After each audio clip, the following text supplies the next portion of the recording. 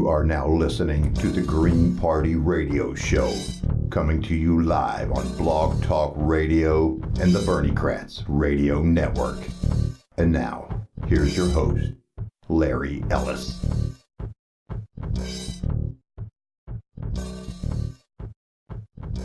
Good evening. I'm Larry Ellis, and you're not.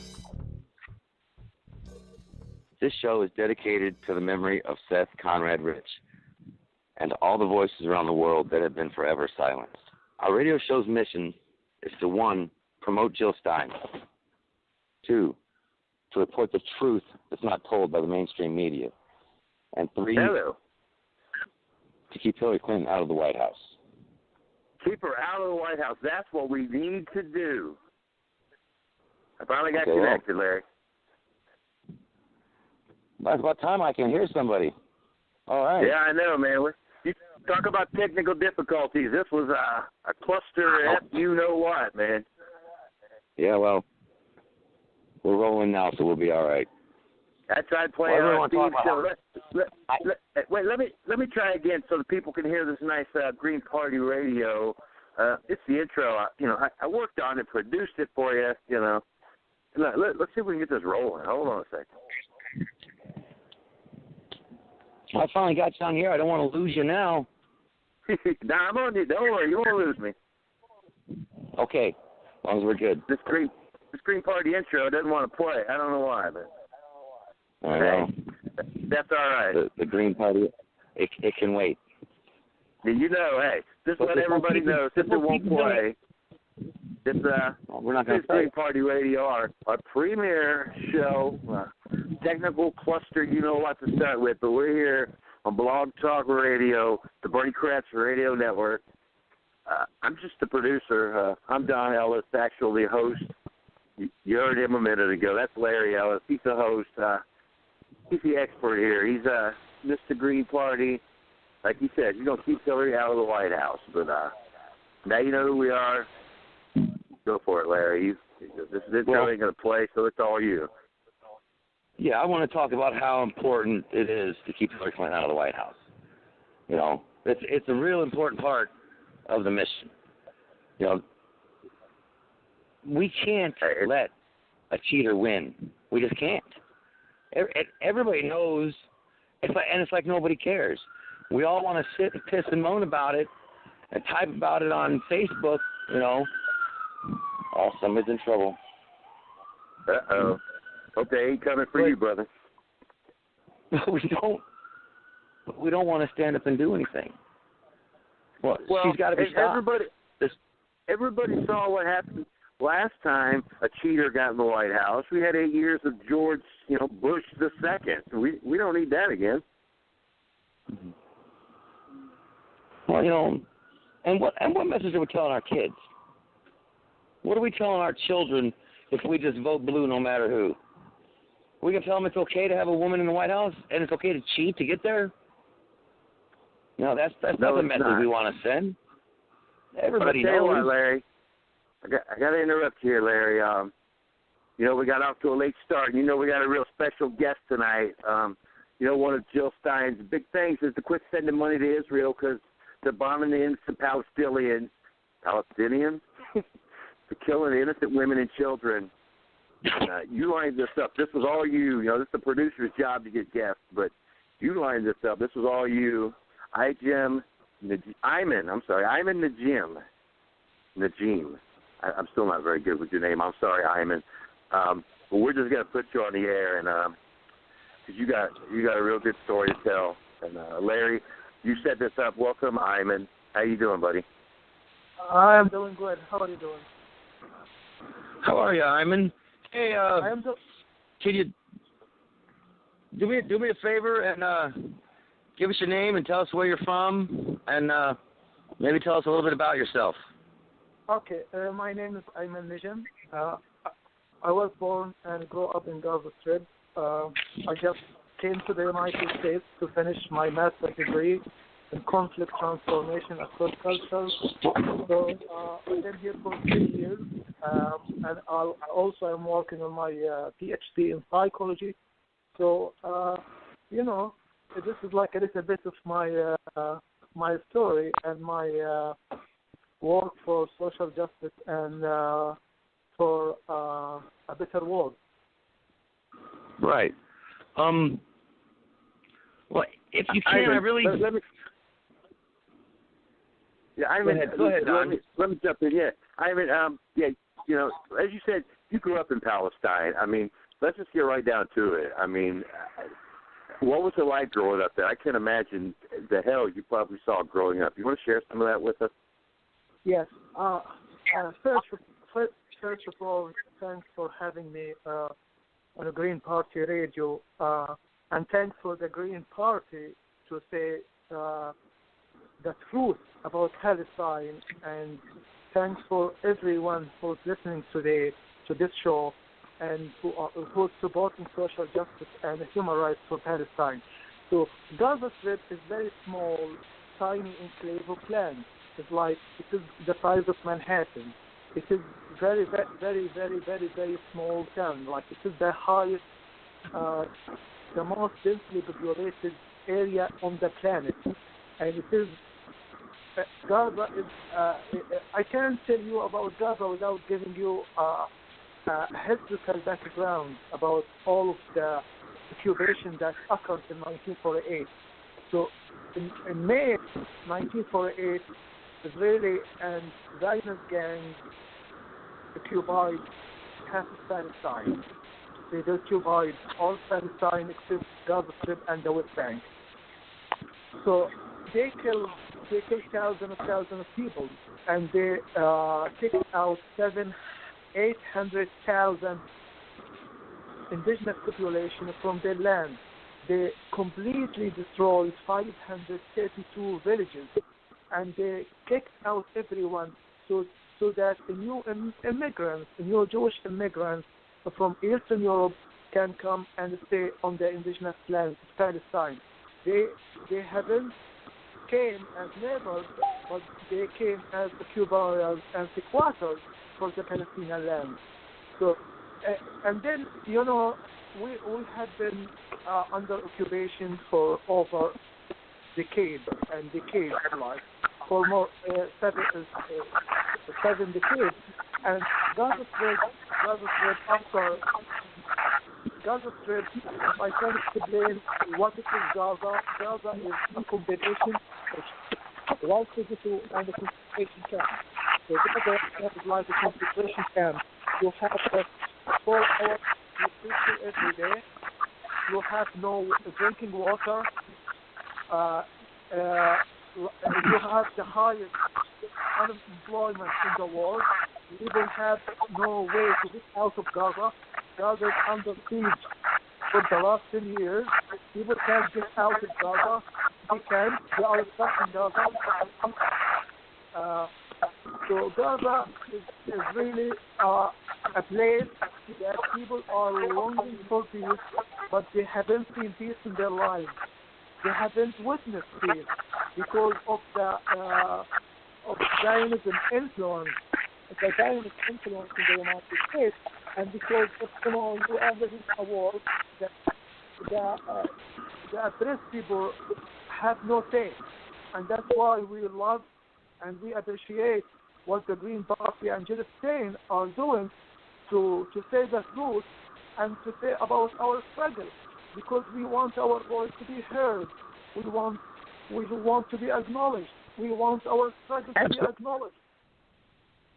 Absolutely. I mean, I agree with you 100%. And, you know, we'll be glad to have you on the show anytime to remind people.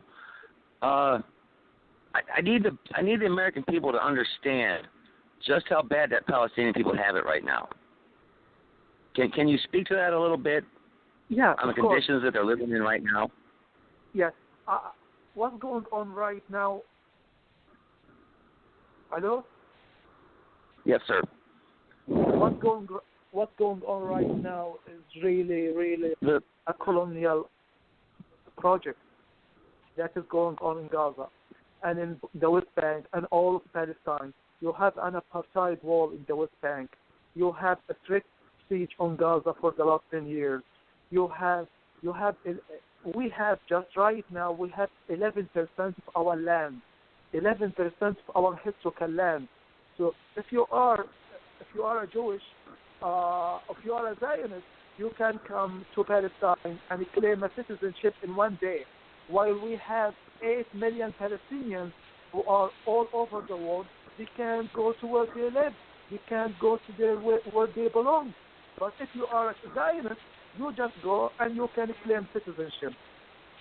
So right now, Palestine is really under heinous crimes, under continuous occupation, under the influence of the money from like corporation, from military corporation that they are funding Israel.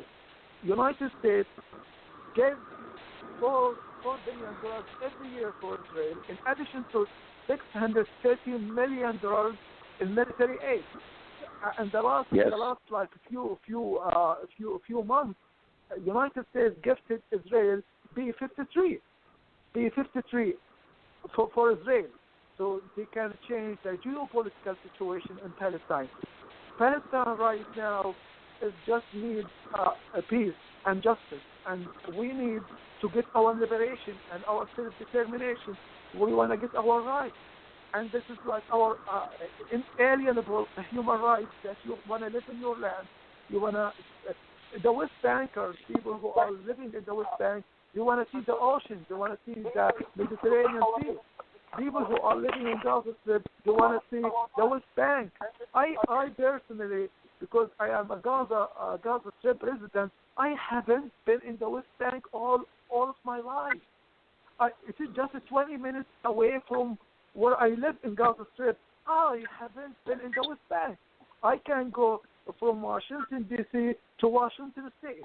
I can go from the east to the west in the United States, but I can't move in my own country.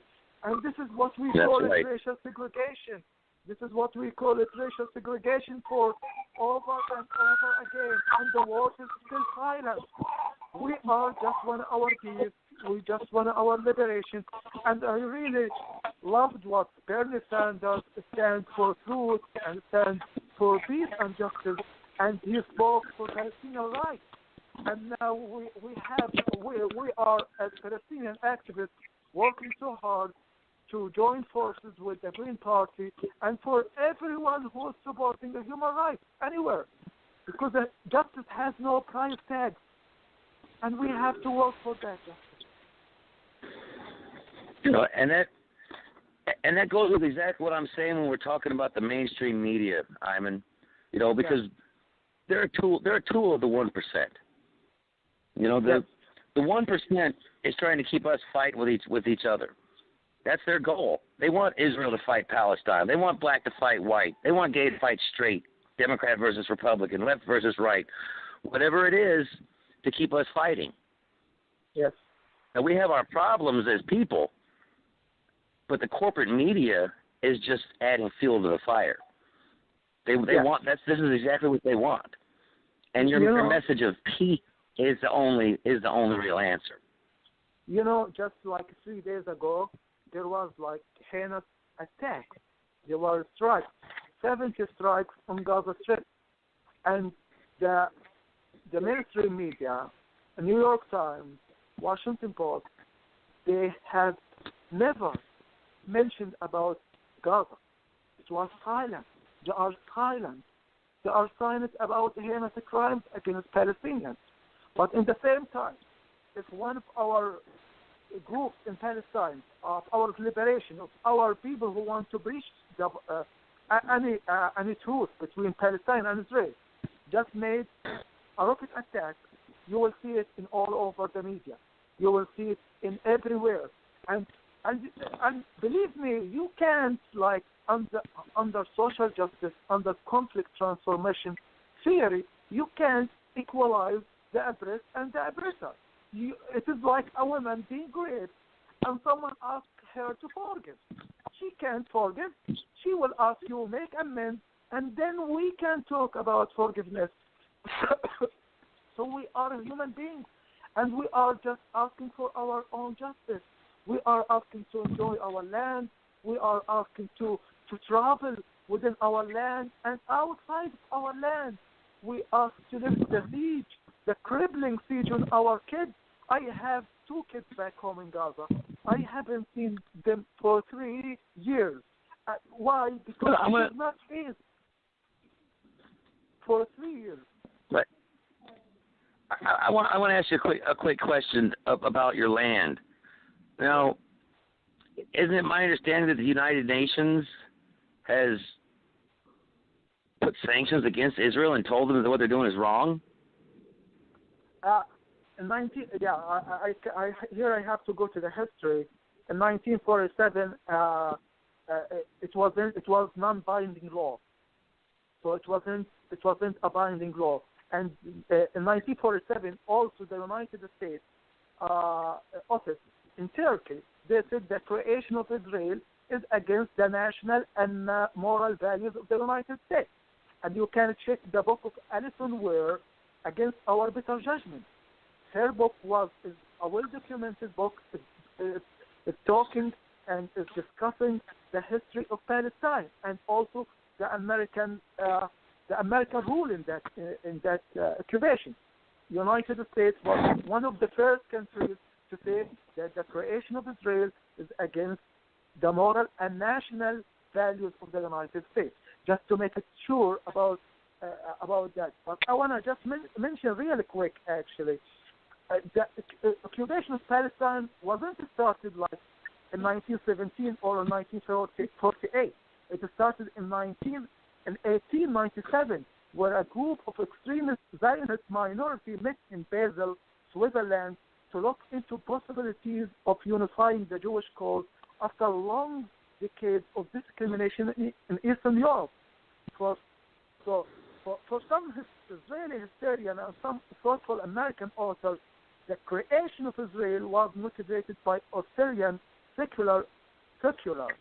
Just here emphasizing secular journalist Theodore Herzl, who created the Zionist Congress and the World Zionist Organization in 1897. So in that Congress, there were 220 delegates, and they were looking for a place, for a home, for a Jewish home. So they were thinking whether to go to Texas, whether to go to Uganda, whether to go to Argentina. So, after 2 days, 2 Jewish rabbis recognized the obstacles the Palestinians presented to the plan. So they wrote, the bride is beautiful, but she is married to another man. So they mean that we have to take this land. It is our time. So I'm telling you just really quick. So the declaration was to get mandated Palestine for the Jewish people. It was in 1917. It was by Rothschild and Balfour Declaration 1917. And from 1917 until 1948, we had influx of immigrants from all over the world. And, because of the Holocaust and et cetera, et cetera. But in 1948, Israel made the huge collective trauma in the history of Palestine identity, in the history of all Palestinian people, when they kicked out 800,000 Palestinian population. When they and where do those people go? Where do those people go when they get kicked out? They went to the adjacent countries of Palestine. They went to the West Bank and Gaza, because the West Bank and Gaza was occupied in 1967. Right. It was occupied in 1967, and Israel occupied all of Gaza Strip and all of the West Bank in 1967. So they have a total control of all of Palestine territory. So, and then there's a big history. I need just like 1 day just to delve into the history, because it is very large. It is very big, but it's very complicated. It is not complicated. It is a land that was stolen by colonialists who came not as neighbors, who didn't come as refugees or survivors, who came as squatters and to kill the indigenous population and to take their own land.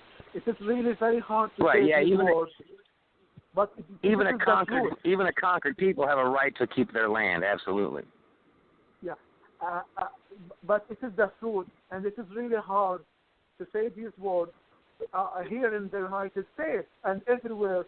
But the truth that our land was stolen, and we we have tried long time ago in 1993 and before to make a peaceful solution with Israel, and it doesn't work because Israel is not interested in. Israel is just interested in expansion and in killing more people and just expanding the settlement.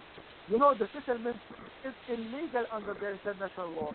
It's illegal under the U.S. Constitution. It's illegal under any law, but no one can do anything. Israel is expanding its settlement. It's sequestering, purging in the land. It's killing. It's murder of the people. You know, just in the last war, I just want to tell you really quick.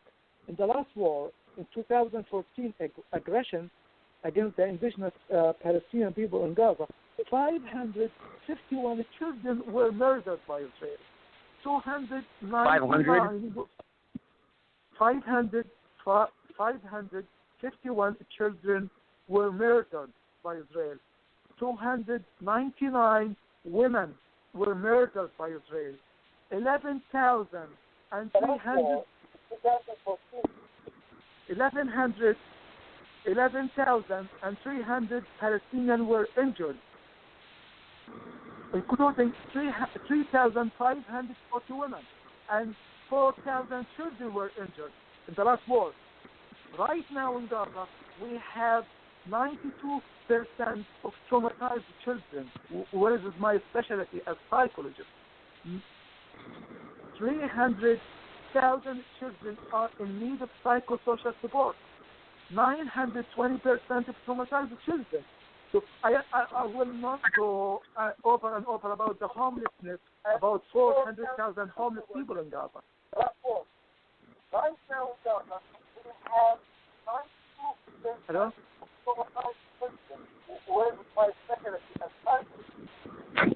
Yes. I'm sorry. I need to.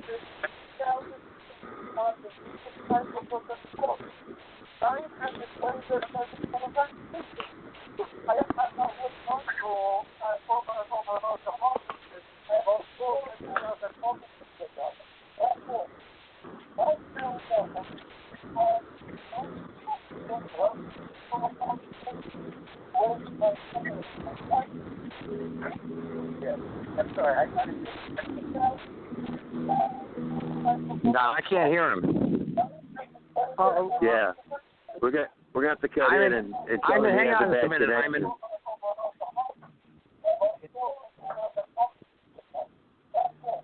There, you need to open your Facebook chat too. I what? Your Facebook chat with me. Okay.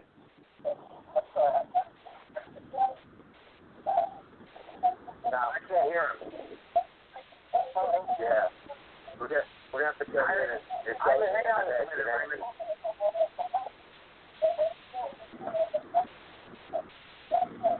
There, you need to open your Facebook chat too. I what? Your Facebook chat with me. Okay. Hyman, I'm sorry, Hyman. We can't hear you. We have a very bad connection with you right now, Hyman.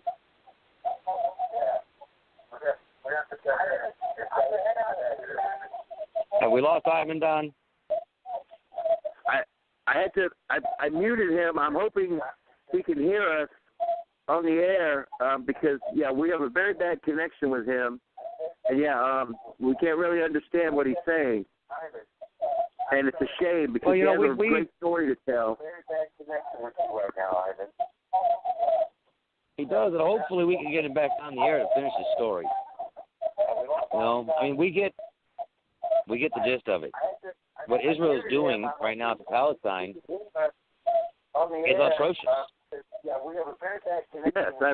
and the sad thing, I wanted to jump in and say, he was talking about, the Israelis just started bombing a couple of days ago, and the mainstream media won't really report on that. But when Hamas or anyone else, any Palestinian defends themselves and shoots some bombs at Israel, they're all over it. Terrorist attack. It's just, it's ridiculous. Well, this fight for the land has been going on for a long time. But for 1,200 years, the Palestinians and Arabs lived there peacefully with Jews. It was when the British came in and started their Zionist rule that really messed everything up. Yeah, I mean, I'm all for the Jewish people having a right to a homeland. Jerusalem is very important to their religion. I mean, it's the city of their religion. They have a right to some land. But, Well, in 1948, the United Nations, they drew up a partition. The land was divided for the Jews and for the Palestinians. And the minute they divided the land, the Jews took more than they were supposed to. They took more than they were supposed to, and they've been taken ever since. I mean, it's the city of their religion. They have a right to land. But, Hello, Don. I've lost you completely now, Don.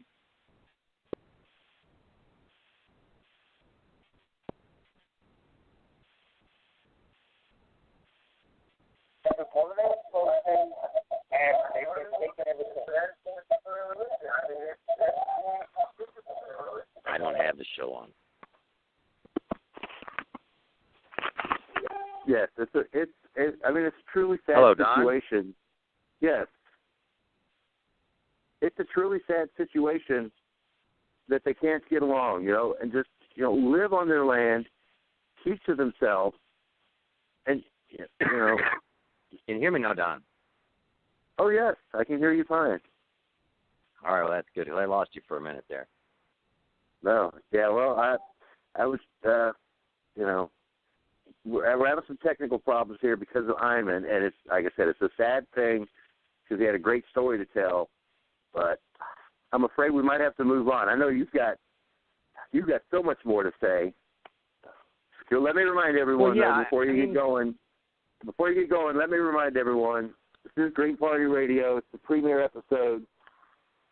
Technically, it's not very good. It'll get better, I promise, folks. We're on the Bernie Radio We'll take care of these Network. technical difficulties. Yeah, on Talk Radio on the Bernie Kratz Radio Network. What I want to get back to is how important it is to keep Hillary Clinton out of the White House. Well, I mean, this woman's got blood on her hands. That's so important. I mean, and Larry, I have if I can pull it up, I have a little.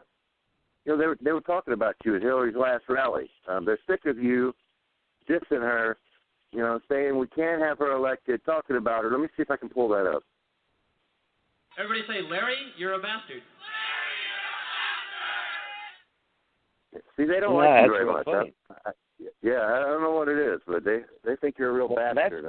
That's part of my goal, I'm sure when Hillary saw my sign, she didn't like me very much. But listen. No, you want to tell that tell that story. A lot of our listeners, followers of the Facebook page, Green Party Radio USA, and the website, greenpartyradio.com, they probably saw the video of Hillary driving by you, holding up your sign. Why don't you give us that story, Larry? Well, gee, Don, I'd have to back up about 2 days before that. Okay? Well, do what you got to do. It's a great story, and people need to hear it. Well, I decided I needed to go to Philadelphia. I decided I didn't know why I was going. I just needed to be there. I needed to be there to protest. For the Democratic National Convention. Don't leave that out. You weren't just going to Philly, to check out, where they film Trading Places. It was for the Democratic National Convention. I got time here. Let me tell my story. Okay. Okay, so I'm going to Philadelphia, and me and my daughter, we go get some paint from Walmart, temporary paint. We're going to paint up the car. She paints the flowers. I paint the signs, the Feel the Burn, the I Love Bernie, the Jill Before Hill. I found a little spot that I put hashtag I am Seth. I've read his story. I felt bad for him. Who's going to believe that the man is in charge of voter expansion for the Democratic Party and happened to be a Bernie Sanders supporter, just our luck, turn up murder? It's an awful story, and we'll get into that a little bit later. But let me go on. Go on, Larry. So I head to Philadelphia. So I'm going to head to Philadelphia, and I meet up with the Up to Us caravan. Those lovely lady, Shailene Woodley, I think is her name, the actress. She was leading the caravan. I met up with them. We drove to Columbus, Ohio. Give me Susan Sarandon, correct? No, not in Columbus, not yet. Oh, okay. No, I'll get there, brother. I'll get there. No, in Columbus there was a rally for some local elections that didn't really pertain to what we were there for, and they had a sign making booth for us, and we were all there to make signs. Everybody come up and make a sign, and I needed a sign. I didn't know what my sign was going to be, and for some reason I just said I am Seth. So I went with Seth, and that night we spent the night there in Columbus, and we left the next day to go to Philadelphia. We got to Philadelphia, got the whole caravan loaded up, got it all to the campground. Had a great time.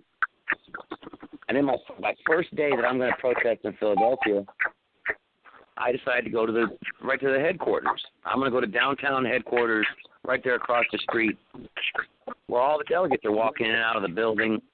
I see Glad Divine walking in and out. It's a good spot to protest. But Don, for some reason, there was nobody else there, not another protester around. At the end of the block, there were thousands of people at both ends of the block. Protesters everywhere, but nobody standing right where these people are walking in and out. And these people, they're the delegates. They're the national delegates. They're about to vote on who's going to become president. But nobody's saying a word to these guys. Just set up like TV and do this radio show. Hold on. What, buddy? Did you ask me to hang on there, Don? Sorry, I had to take off. I had to take off for a second. I'm working on these technical difficulties to make myself sound better on the air. So keep going with your story, man. I'm here. Okay, so I decided I'm going to stand there with my I am Seth sign. And after about 20 minutes, somebody who appeared to be for the Secret Service comes out and talks to me. He got a little microphone in his ear. And he tries to tell me I can't protest there. Well, why not? I don't have a permit. How do you know I don't have a permit? Do you have a permit? The Constitution is my permit, sir. He's like, well, you're on private property. I'm like, well, how's this public sidewalk private property? And he tried to explain how it was gifted to the Fine Art Museum I'm standing in front of across the street from the DNC. And I'm like, okay, I'll go stand over there. Is that public over there? Yeah. So I go stand 5 feet away. And I spent that day telling Seth's story, begging these people just to look it up.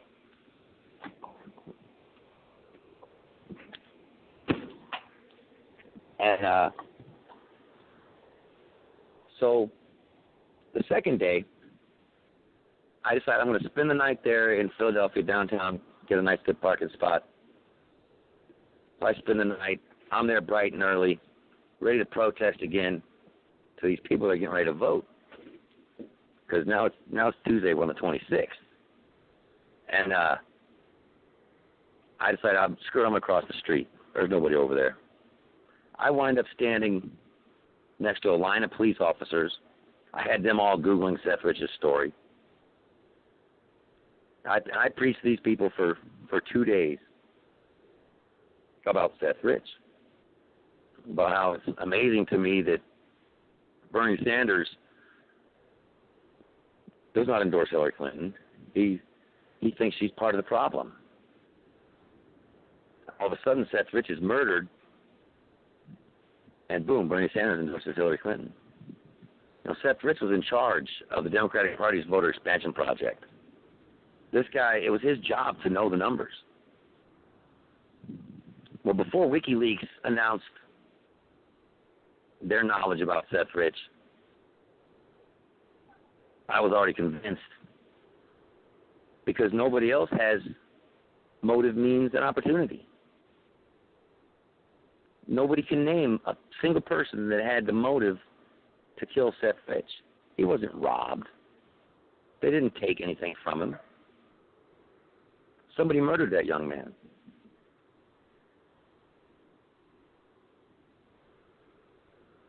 You know. Well, how can you have a robbery? How can you be killed in a robbery when people don't take anything? It doesn't. It sounds like they're not very good robbers if they're just going to shoot this young man in the back twice and leave him for dead. And you know, the police had time to put it. He was alive when they found him. The police had time to put up a police tape, but didn't have time to rush that young man the few blocks to a hospital. You know, what gives? Hey, Larry.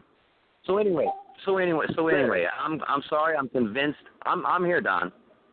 Yeah, no. I'm convinced. Just wanted to let you know, we have a 317 call. That's Twan on the line. He's holding. So whenever you get a break in your story, whenever you're ready, we'll stick Antoine Smith on the line, our boss, our mentor. He's the man that runs the network. I mean, we can only bow down to him. Let me know. I'll put him on the line whenever you're ready. Well, I kind of need to finish the story, Don. Yeah, go ahead. Okay. Hey, I'm going to hang up and call back. All right. So let me know when you want to put Twan on, okay? All right, Don. So anyway, I've now spent 2 days there. I got a Bernie Sanders delegate to take a picture with the sign and promise me she'll mention Bernie on the convention, mention Seth Rich on the convention floor. I talked till I was blue in the face. I held that sign up till I couldn't hold it up no more, sweating my butt off. Total strangers bringing me up, giving me water bottles. Guy gave me a hat. Just great people. So then I decided I'm gonna leave, and I'm gonna go to FDR Park for the rally later on, and probably march on Wells Fargo. So I get in my car and I start driving. Now I'm driving around Philadelphia. I don't know where I'm going. I'm talking to my wife on the phone. I'm telling her, honey, I'm lost. I don't know where I'm at. No, I'll figure it out. All I got to do is Google it anyway. And I look up, and there's the Rocky Steps. I see the Rocky Steps from the movie. That's one of the places I wanted to go anyway. So I tell my wife I'm going to get off the phone. So I get off the phone, I go up to the Rocky Steps, and I hang out there for probably 2 hours, talking to people, telling them about Seth Rich. Buses are pulling up with tourists on it, and they're taking pictures, so I got my sign. And after a couple hours, I'm just getting ready to leave, and like 40 cops show up. Motorcycle cops, cop cars, cop trucks, all over the place, blocking off the road. Me and one lady standing there. I got my Seth sign, holding it up.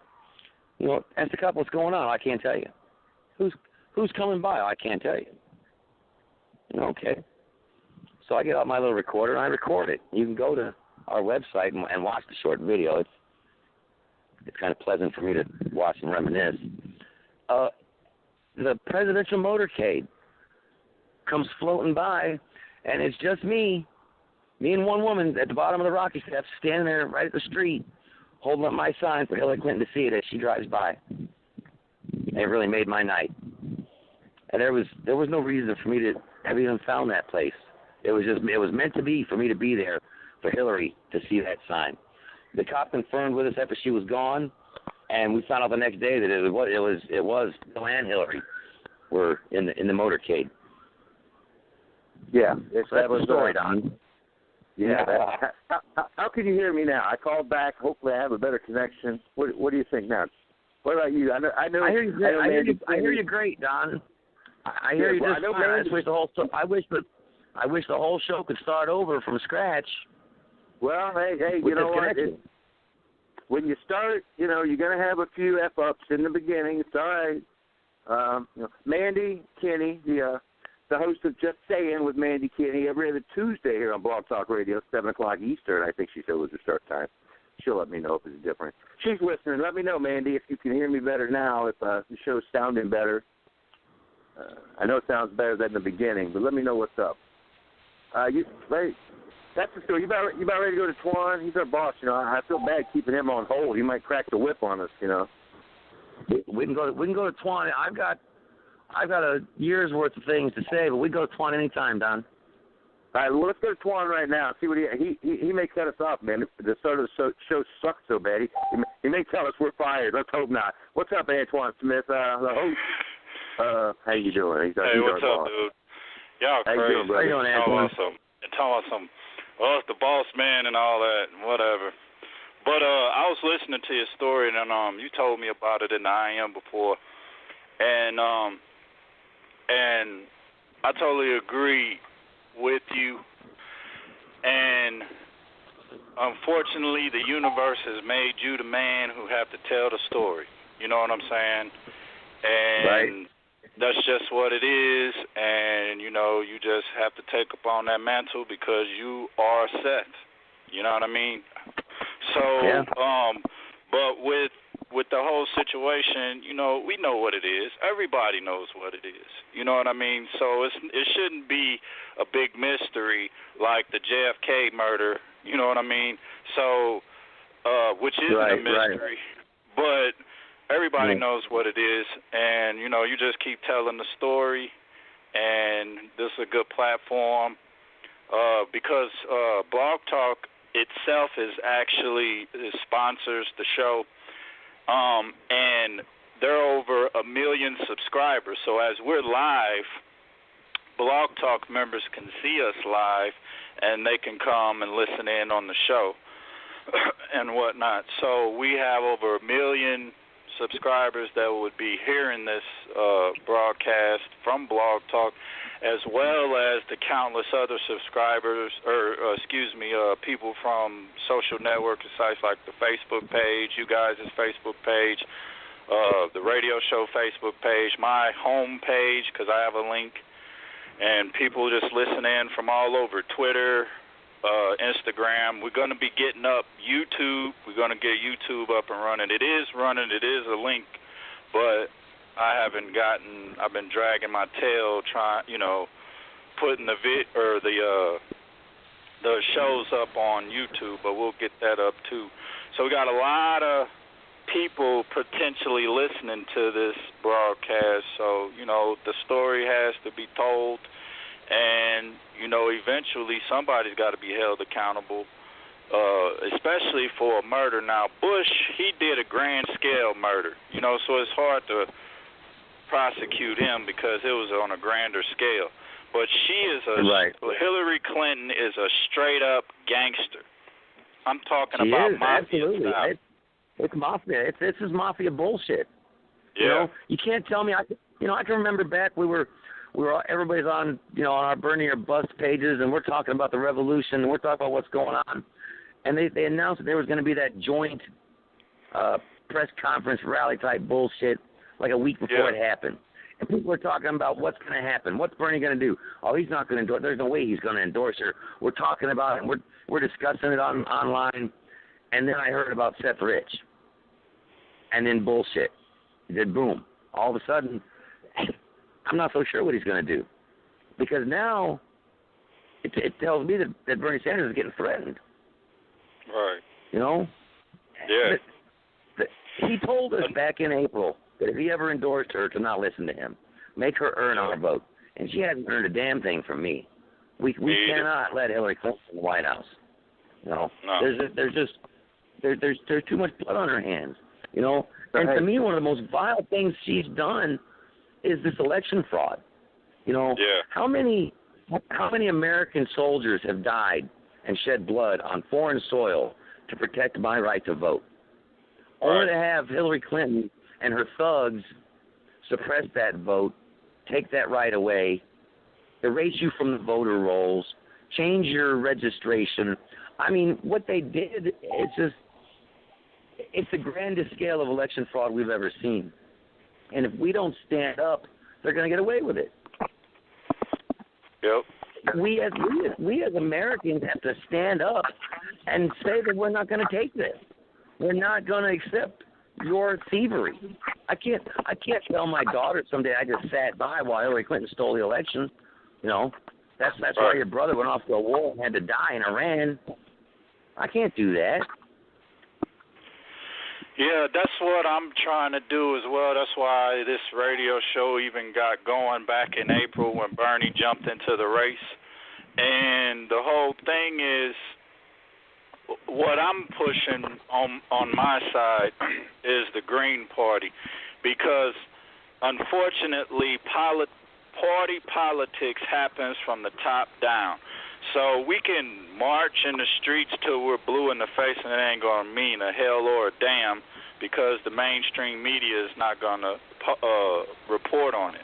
Report it. So, that's right. Absolutely. The only way we can actually really affect these people is by leaving them. They need us. They're vampires. They're leeches.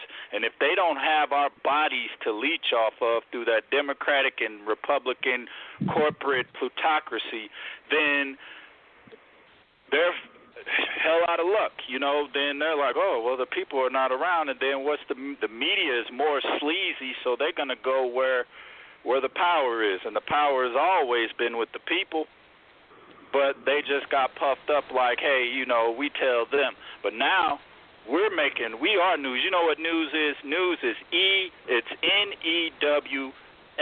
That is North, East, West, South. That is the acronym for news. So whatever happens North, East, West, and South, that's news. And we are happening North, East, West, and South. So we're the news. So we got to be it. You know what I mean? Just like through this broadcast, talking to people. You the news. My mom was voted for Hillary Clinton, and then I opened a can of whoop ass on her and told her what it was. You know, it was like, name me one thing Hillary Clinton did. Oh, what's the famous thing? Oh, the children's fund. Okay, let's go deeper into that. Program, yeah. Right. But, and I'm like, let's go deeper than that. Do you know that she is the reason why your nephew went to prison, why all of our cousins are in prison? And she's like, no, that's on them. They shouldn't have been. I was like, well, look here. If the police wasn't so aggressive, they wouldn't have went to jail for what they went to jail for. They went to jail because of the aggression of the police, race baiting them and whatnot. You know what I'm saying? For the prison industrial complex, which she gets money from that lobby. I was like, so she is a direct effect. I said, we are all victims of the Clinton administration.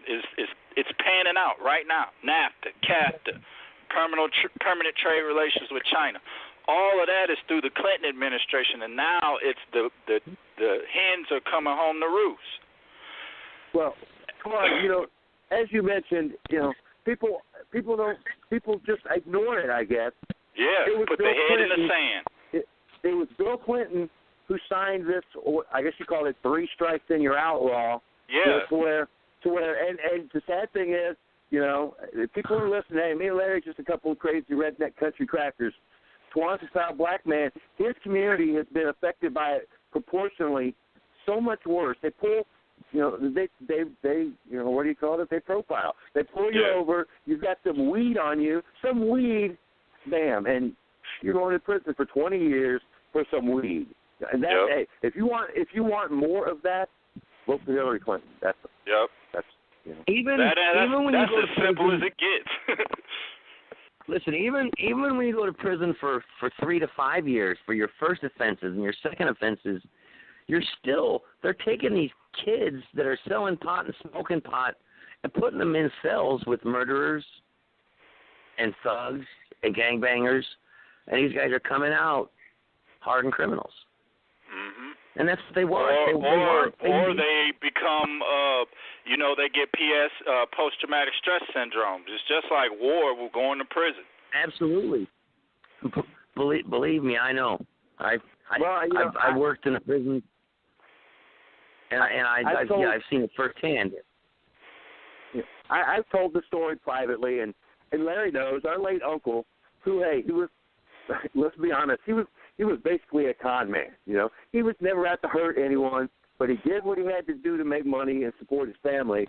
He wound up in Leavenworth, and the only way he survived, he wasn't a big guy. He was 5'7", 5'8", 170 pounds maybe. He'd have to start some crap and get thrown in solitary. That's how he survived Leavenworth, in solitary. It's disgusting. And he was, he didn't really do anything. And like you said, all these kids, 19, 20 years old, they're in prison for selling an ounce of weed to somebody.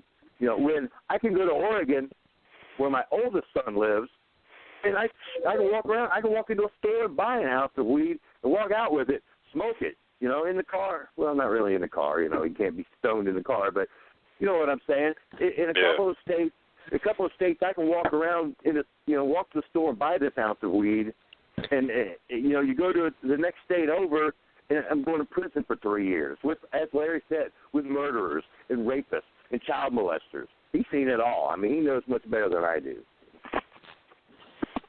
And that's why I was saying, man, the only way to fix this, because we can't fix it through the Democratic Party. It didn't work. They run that thing. Trying to vote didn't work. Right. So the only thing to do is to lobby everybody, tell the individual stories of the heroes of this election. The Seth Riches of the election, I forget the people down in the Native Americans who just stopped the North Dakota pipeline. You know what I mean? Right. They heroes of this election season. So we tell those individual stories, and then the big picture of it is we all got to go green. That party is already established, been here since 1984. They got their act together because now they know how to absorb a movement into a political party. The problem with the Green Party was they had a movement, but they didn't know how to put it into politics or, get people to run and stuff. Everybody wanted to march. So then they broke off and split in half because half of them said, hey, we need to go down a down ballot candidates, we need to run for office and all this, but the other one was like, no, Occupy Wall Street type, that's how they were. And that was the whole big problem. But now, when Ralph Nader came, he organized the hell out of that thing, and he put people in their place like, look here, this is how it goes, this is what you're going to do, and he streamlined it. So now that's why Jill Stein's able to move so freely through and everybody's in lockstep with her, They listen to her, just like how the Democrats and the Republicans operate. There is a hierarchy now in the Green Party. But what the good thing about the Green Party is they are all inclusive. So you and me, being Joe Schmo on the street, can have influence to the highest levels of the Green Party because of their inclusiveness. And this is what we have to get out to the people, that the Green Party is the party of the people. Yeah, you got your PIPs, your Progressive Independent Party. You got your Veterans Party. You got your Constitutional Party. You got your it's a couple of other ones that I think I said the Veterans Party, but they're it's a bunch of them. But all of the Justice Party, that's what I was going to say. But all of these parties, hey, remain with your parties, but get into a coalition with the Green Party. Everybody have your own party, but everybody needs to answer to the Green Party. And if we can get all of these, and another problem is what we're running into is the Bernie zombies. You know what I mean? That's what I'm starting to call them now, because they are Bernie and just blindly just follow him into a ditch. If he falls into a ditch, everybody's like, Bernie, you want us to fall? Okay, I'm falling too. And then, one after another, dominoes, they're falling into the ditch. We have to remind people that Bernie Sanders said it himself on April 25th. People can look it up. Yeah. If he ever endorses Hillary Clinton, don't listen to him. Think for ourselves. Make her earn our vote. And she hasn't. Well, that tells me that Bernie Sanders doesn't want me to really vote for Hillary Clinton. Bernie Sanders is saying what he has to say and doing what he has to do. And it's up to us as individuals to try to understand why he's doing what he's doing. And to understand the story of Seth Rich is to understand why Bernie Sanders is doing what he's doing. Exactly. When Dr. Cornel West, who's been an advocate of Bernie Sanders from the beginning, the day Bernie endorsed Hillary, Dr. West went to Jill Stein. Yep. And he even said in an interview with Jill Stein, he looked at the camera and said, Berners, this is Plan B. I mean, they're trying to tell us what Bernie wants us to do, but we have to listen. We have to read between the lines and listen. We can't listen to the things Bernie Sanders is saying right now. He's under duress. I'm just 100% convinced of that. You can't tell me that one day Bernie says that he doesn't think the Democratic Party can be fixed from the inside, and then the next day turn around and say, oh, well, I've supported Hillary Clinton and her policies. Because we all know better. Yeah. Hey, guys, sorry, Larry, I have to jump in for a minute.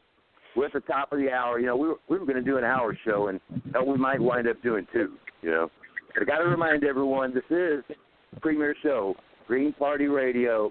We're on the Bernie Kratz Radio Network, Blog Talk Radio. Check us out, man. We've got so many shows.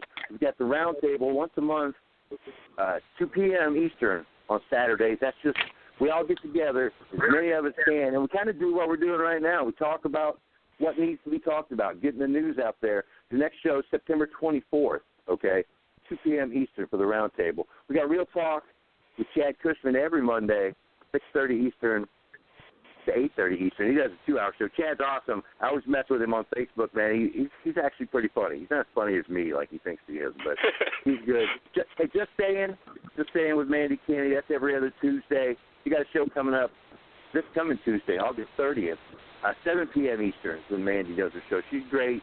And she's very hot. I know you can't see her listening on the radio, but you wish you could. She got a sexy voice. She got friends with sexy voices. You definitely want to check that out. The Bird Green Room every other Sunday. That's coming up this Sunday, August 28th. What time is that, Antoine? It's 6:30 Eastern Standard Time. 6:30 Eastern, cool. And then we got a couple more shows. We'll get to them later. I'm interrupting y'all's conversation here, but check out Bernie Kratz Radio Show on Facebook. That's where we'll give you a bunch of news there. Green Party Radio USA. That's our show's Facebook page. Sorry, that's all I got. Y'all go back to it. I didn't mean to interrupt you. We got to do the pimping here. I got to be the pimp. Yeah, we understand. Well, yeah, no, that's just my, like what I was saying, that was just the whole thing. We got to get people, just like you said, by telling the individual stories. It's like a puzzle, to people, because like most of the burners, I know they like to think they're free thinkers, but they're not. They follow trends. That's why the hell do you think Facebook has a trending list? Because they know how people think. There are a few divergents or influencers or free thinkers. There are a few. Larry, you're one. Don's one. Chad, Mandy, me, we're all free thinkers, because just like he is pushing the Seth Rich thing, he understands as a free thinker that needs to get out so people can put the pieces together and understand what the hell's going on with Bernie. You know what I mean? And just like what's going on with him now with this Our Revolution, Jeff Weaver is actually one of the moles, in my opinion, who's in Bernie Sanders' campaign. Unfortunately, he's been Bernie Sanders' campaign manager since the beginning, since he first ran for mayor. He was a campaign manager. So he's been around them. So he's like well trusted with Bernie. And I believe he's bought into the corruption and is now a part of big money, because Our Revolution is a 501c3. How the hell are you going to be a 501? Yeah. It's another Howard Dean. There's no way you can have a 501c3 and have an independent voice. No way possible. Because you know what a 501c3 is? It is a government issued tax exemption. So if you are doing something that the government is not liking, that 501c3 is coming right out from under you. Another thing with 501c3s is that because of their tax-exempt status, they are not liable to report any donations at all. So their donors can remain anonymous. This is why churches are, corrupt as they are. The so-called Christian churches are so corrupt. Because you're saying Christian churches are corrupt? Oh my gosh! Obviously. Did I just say that? No, I know. I'm playing along. No, but so same thing with the 501c3. So that's a red light. And then Jeff Weaver is promoting that fact, saying we need to have a 501c3. 8 of the 13 top ranking officials in the Our Revolution organization quit because of Jeff Weaver running it. And then the other 5 are concerned. 8 out of the there are 13 top I thought it was 9. officials. I thought it was actually 9 that quit. It Well, might it have was just been 8. But yeah, it was 8, and then there was it was Williams. I forget the first name, but it was Williams who was on the fence. At any rate, the 5 that stayed, they were like, it sucks that Weaver's going to be up here because he's, pretty much they saying he's corrupt. He wants to take money from big donors. And if you look into Jeff Weaver's history, ever since Bernie Sanders started running for office, Jeff Weaver has been trying to court big money donors, and Bernie Sanders has been shutting them down every time. And then Tad Devine and Michael Briggs both had to shut him down during the campaign because it was so popular. At one point, you know how the campaign reaches its climax and everybody is about the campaign. So then that's when you get all the people jumping on the bandwagon trying to get money off of it, selling T-shirts and water bottles and all of this because the campaign is so hot. Well, at that point is when Jeff Weaver was trying to bring in big donors.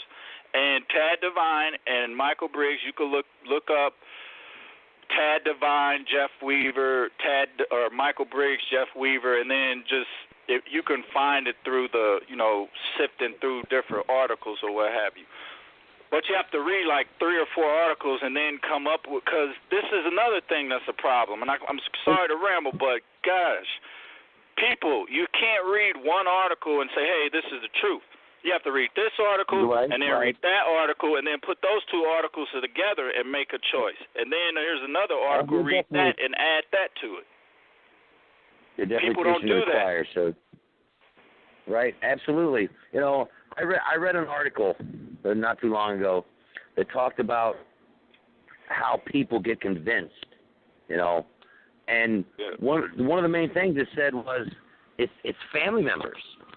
Yep. So, and we've all got family members that were burners. I can't. Hell, I don't even really know any Hillary Clinton supporters, and that's part of the problem. Is I'm convinced that no matter how well Jill Stein does, they're going to cheat, because I personally don't think I don't think Hillary Clinton could get more votes than Jill Stein right now. Right. I just don't believe it. With all the independents and all the Democrats that have gone Bernie, that have gone over to Jill, that will not vote for Hillary, I cannot believe that the poll numbers are true. I think they're doing what they did in the primary. They're doctoring the polls to match the outcome that they're going to make happen in the general. So as long as Hillary Clinton is on the Democratic ticket in November, I think she's going to win. I think she's going to cheat. I don't think it's going to be an honest win, but I think she's going to win. Right. And I don't know. I know like 2 out of all the fucking people I know. I'm sorry, pardon my French. That I know like 2 Hillary Clinton supporters. Other than my parents, they just vote blue no matter who. Right. And they're not going to listen to me. I'm the black sheep of the family. They're not going to listen to me. But, well, they don't listen anyway. That generation. But listen, anyway, the article was about. Is people just taught to start speaking to their family members. reach out to your cousins and your uncles and everything and start talking to them about keeping Hillary Clinton out of the White House. Personally, I'll take 4 years of Trump before I take 8 years of Clinton. Amen. It scares me less. It scares me less. Donald Trump is a circus act. He's a carnival barker. But nobody in Washington, D.C. likes Donald Trump. He'll get nothing done in the 2 years he has a chance to. Because in 2 years, we're going to have a brand new Congress. Yep. We're going to vote these people out. We're going to organize, and we're going to vote them out. They're not going to be able to just start, I'm a Bernie-crat. Bernie's told me what to do, run for office. All right, I'm going to do it. Yeah. I'm running for office in the 7th District of Indiana in 2024. There you go. That's outstanding. I'm from Northwest Indiana. I did 20 years as a Teamster out of Gary, Indiana. Oh, okay. Yeah. And I spent most of that time as a union steward and contract negotiator. I've been fighting my whole life for the little guy, for the guy that doesn't have his own voice. And that's kind of the point of the show. Is we're going to fight for the people that don't have a voice of their own, or people that have that voice silenced, just like Seth. We have to stand up for them. They don't have a voice of their own anymore. But somebody's responsible. It was Hillary Clinton that there's a quote going around, and I posted it, and somebody's like, I know she's evil. I just can't believe that's true. Where she talked about how she was going to be support Israel, all this diplomatic support and economic support, and if there's a war and another 200,000 Gazans died, then so be it. And that's her quote. She said this shit. I'm like, well, hang on, let me make sure she said it. Because I'm the one that shared it. So I went back and I checked. All you gotta do is Google it. Even Google can't cover this one up. Right. And she said it. It's so blatant that Google can't cover it up.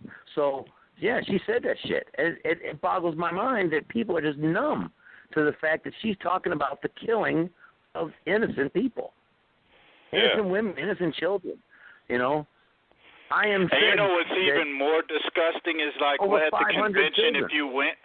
Did you go? Oh yeah, you did go to the convention. Okay. Yeah, do you know when she introduced Bernie and talked about his kid initially, and then introduced him, say he loves his grandchildren and all of that, and then she brought him out. That tells you right there that she putting the finger on his, you know what I mean? Mm-hmm. Like, hey, I got this insurance. That's the way they work. Yep. That's the way they work. Yep. It's almost like they want the world to know. Yeah. Because you can't hide the blatant voter suppression that went on in California. 1 in 8 Democrats in this country, 1 in 8 lives in the state of California. 1 out of 8 Democrats. Right. That's a lot. There's a lot. Yeah. That counts for a lot. Bernie was going to blow her away in California. His rallies were 30 and 40,000 people in Oakland, and she can't get 1,000. Right. Now she can't get 100. Right. He was going to blow her away, and they knew because the voter rolls were growing, and they were growing with the millennials exponentially. Millions of them. Not just hundreds of thousands, but millions of millennials were signing up to become Democrats to vote for Bernie Sanders in California. Election Justice USA, it was probably a 69-31 win for Bernie in California if he hadn't cheated. I mean, you're talking about a swing in delegates. It's enough to have swung the election in just California. And that's not counting what she did in New York. But the one person whose job it was to have all these numbers was Seth Rich. It was his job, And now it comes out that WikiLeaks is offering a $20,000 reward, almost as if they're trying to say, yeah, he was the DNC leak. So this, and I didn't know this at the time at the convention. I was just convinced of it anyway. I was convinced that they killed Seth Rich because it just makes no sense. Why else was this kid murdered? There's no other reason. I challenge people. Name one other person on the planet that has motive, means, and opportunity. I can only name one person that has the motive. Hillary. Hillary. It's Hillary. She's the only one with the motive. Yeah. She wants to be president so bad. But you know who's really going to be running things is Uma Abedin. She's the one who's really going to be running stuff. Well, yes, because she's going to be the one with the goods on Hillary to sink her, which means Saudi Arabia is going to be running things. Exactly. You know, I used to think that the Republicans were crazy when they were saying this shit. I'm like, no, yeah, the Muslims are taking over our government. No, shut up. No, you're being a right-wing conspiracy nut. You're really stupid. Well, goddamn, it's happening. You know, I'm ashamed to be a Democrat.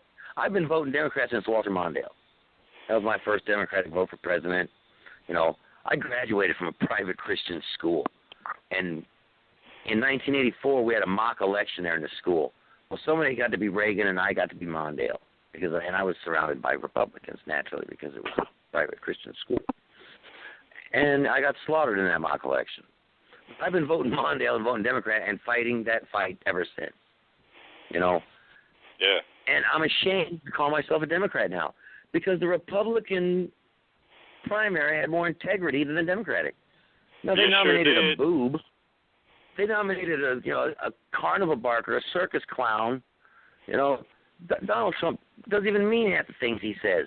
He doesn't want to win. He's just trying to make sure Hillary gets elected. Donald Trump was the only one that Hillary Clinton could beat. That's why he got so much free coverage from MSNBC and CNN. They weren't looking for ratings. They were looking to get Donald Trump's numbers up, so they gave him all this free coverage and made sure that he was the Republican nominee. And then he starts acting like a fool, saying all kinds of stupid shit and making fun of people that are physically handicapped. You know, all that shit. That's not Donald Trump. Watch The Apprentice. He's Mr. Slick and cool, and he knows what he's doing. You know, he's pretending to be an idiot. He's playing the idiot to try and lower his numbers because he doesn't want to win. You know, he may have had to drop out because they hate Hillary so bad they're going to elect this moron. And I'm telling you, at this point, I'd rather vote for him. You know, and I live in Oklahoma, so I cannot vote for Jill Stein. I cannot vote for Bernie Sanders. Right. I can vote Libertarian, or I can vote for Trump, or I can vote for Clinton. So I'm going to probably cast my... Sorry to cut you off, but we got another caller, man. It's you know, I hate to put him on because but it's Chad Cushman. Just said, you know, Real Talk with Chad Cushman host. I think we got to put him on the air. I got to do it. I'm sorry. I'm really sorry for this. Okay, I'm sorry, but here's Chad. I'm sorry, everyone. I apologize. I'm sorry. Hey, what's up? I forgot what I was saying. Hey, how you doing, Chad? Yeah, you were talking about Oklahoma and you not being able to vote for anybody but Trump, and he really doesn't want to win the election. I cannot vote for Hillary. That's never going to happen. When I put hashtag Never Hillary, I meant it. When I wrote Bernie or Bust, I meant it. You know, Bernie or Bust wasn't a threat. It's a promise. There's no way I'm voting for Hillary Clinton. I'll do what I can to bust. If bust means voting for Trump, that's what I'll do. Now, it's going to be a protest vote anyway because Clinton's not going to win Oklahoma. Okay? It's just not going to happen. You know, Bernie beat her in Oklahoma. She's not going to win Oklahoma. By a large number, too. Yeah, I believe 11%. And he won Kentucky of all places, but they were voter fraud there, so she ended up. They tied, but you know how the media says, "Oh, she took it." Right. Here in Kentucky, I do. I do not know anyone who was for Hillary. Everyone I knew was for Bernie. Yet somehow Hillary won. It's awfully odd, you know. Yeah. I did not know one for Hillary, but they didn't vote in the primary. What's that? I said our parents were for Hillary, but they didn't vote. Yeah, I don't think they went down and voted in the primary. Yeah, my dad, you know, I live with him. I got to take care of him. He's 73 years old, and he's got about 30% of his lungs left. So I live here and take care of him. And I tried. I tried. I posted stuff on Facebook. He reads all my Facebook stuff. And the sad thing is, he agreed. You know, everything that Bernie wanted, that he was for, that Jill is now for. That's what he wanted. You know, there's no way he'd ever vote for Jill. You know, he's like, oh, we got to, vote for Jill. How can somebody on Social Security vote not to expand it? Hillary might win. You know, Hillary might lose. Well, Trump can probably win Kentucky anyway. You know, so I'm voting for Jill. I mean, I can't speak. I'm sorry. I tried. I'm voting for Jill. Okay? There's no way I can vote for Hillary. If Trump wins, so be it. You know? All right. Well, listen, let me finish. So I can't write in Bernie. I can't vote for Jill. So I'm going to vote for Donald Trump, but I'm taking a Sharpie in the voting booth with me, and I'm going to draw Bernie Sanders' name all over their fucking machine. That's what I'm going to do. My roommate's going to do that. I'm gonna come up and say, hey, man, somebody drew on your machine in there. I don't care if I got a key for the thing. It's going in. My roommate's actually, he said he's going to write it all over the ballot. No, I'm going to write it all over the machine. You're going to write it all over the machine. He says he's going to write it all over the machine, Scott. He's got a smile on his face. He's nodding. Guess what? There might be one like that in Vermont, too. He's got a lot of vet friends, too. I'm sure he'll spread that around. Yeah, you know, I'm fully convinced that Bernie wants us to go Jill Stein. You know? Yeah. I agree. Just by his actions and everything. Because it changed. He was even, go back to April, May, and June of last year. Look at all of his stuff, April, May, and June. You'll see that he prepared us for him not to win. If because you just by that listen time, to all the stuff he said. He knew she was going to steal it. Absolutely, you're right. He knew by then that she was stealing it. Yep. It was actually, oddly enough, it was Jeff Weaver that stood up and said something in Arizona. When the Arizona election returns started to come in, like, hey, wait a minute, there's something wrong with these numbers. This can't be right. I heard him say it. You know, I was watching TV as the number because when they started reporting them, it was bull. It was not right. I try to excuse my French sometimes, but it was Jeff Weaver that came on and, like I said, first said something when the Arizona numbers were wrong. And by the time Arizona was done, you just knew. It didn't take a rocket scientist to figure out that they were cheating. And once they got away with it so blatantly in now Nevada and Arizona, that they were unstoppable. And Bernie knew it. But yeah, he was setting us up for the inevitable, that she was going to cheat. It still leaves that narrow path for him. But the only path he's got, and he's had since April, is if she's not on the ticket. Going for Bernie to go green, for Bernie to do this, for Bernie to go independent, none of it was going to matter because they will rig the general the way they rigged the primary. Yep. Why wouldn't they? You know, this is Karl Rove's baby. Yep. He's for her now anyway. Yeah, and all the CEOs and everybody on the Republican side, the Koch brothers even, throwing their weight behind Hillary Clinton. They got Gary Johnson, but they're like, oh, we're voting for Hillary. Well, yeah, because she's a good Republican. Yep. That's all she is. But these damn Democrats, they just won't see it. No. I mean, how more blatant do she have to be? Her logo is Barry Goldwater's logo. Exactly. Which was her first ever campaign. Oh, yeah, look up. It's even got the arrow pointing to the right, just like his. Yep. Yeah. So, I mean, she even said it in a thing. She said, people have been saying, you know, that I'm sort of a moderate. I plead guilty. You're a moderate Republican. Yeah, right, exactly. That's moderate. When Bernie called her on it, he got attacked in the media. Exactly. You know, imagine if Bernie had called her on, if Bernie had said a word about voter fraud at the time it was happening, he would have been crushed by the media. Yep. You know, he didn't have a chance. His only chance is for Hillary to not be there. And there's still that chance still exists.